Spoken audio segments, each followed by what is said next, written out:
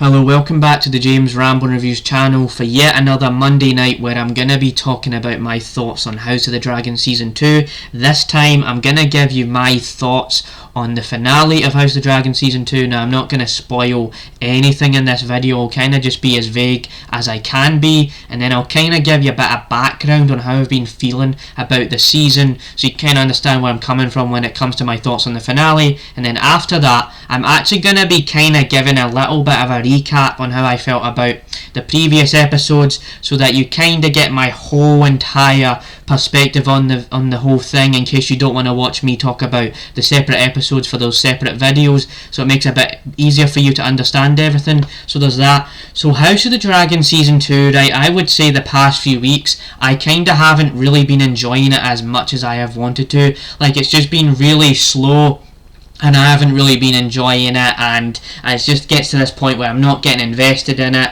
and there's not enough happening anymore. Like, they're setting up the whole war thing, right, and then there's not really much going on, and so when it gets to like episode 8, I did enjoy some moments in episode 7, but the finale is pretty underwhelming, and you may have heard of this somewhere else, but I would say that this episode specifically leaves off on one of the harshest cliffhangers in this TV show, because like they're trying to set up all of these things in this episode, right, and it's just slow, and it's just really slow, and it never really goes anywhere until there is this one point in the episode where there was kind of something was actually progressing, right, and it's something to do with Daemon Targaryen's character, and I won't spoil what that is, but it felt like there was a bit more of a payoff, there was more closure to his whole character arc within the context of the episode, and I did enjoy that.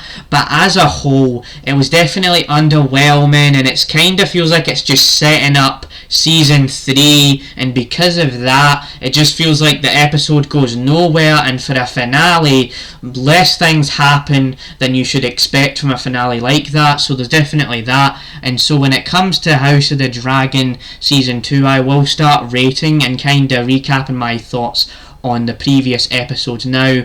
So episode 1, it has that thing where it picks up off of where season 1 ended off of, and then you got to see how everything turned out, and we're starting to build up this idea about the war between the houses, and then episode 2 does that, episode 3 builds up stuff like that as well, and then when you get to episode 4 it pays off everything like that, and so you get to see all of that stuff play out. And so I would say the first 4 episodes of this series is an easy like a 7, 8 out of 10, where they had this direct vision, and you could feel the passion where these actors were really, they knew what they were doing, the actors were really enjoying the roles, and you could feel the emotions rising, the tension rising, and seeing how they all hate each other, how they would react in these kind of situations. And I definitely like that about the season as a whole. Like, that part of the season was just so good, and it was so interesting that once you got into episode 5, like, there's just not a lot happening.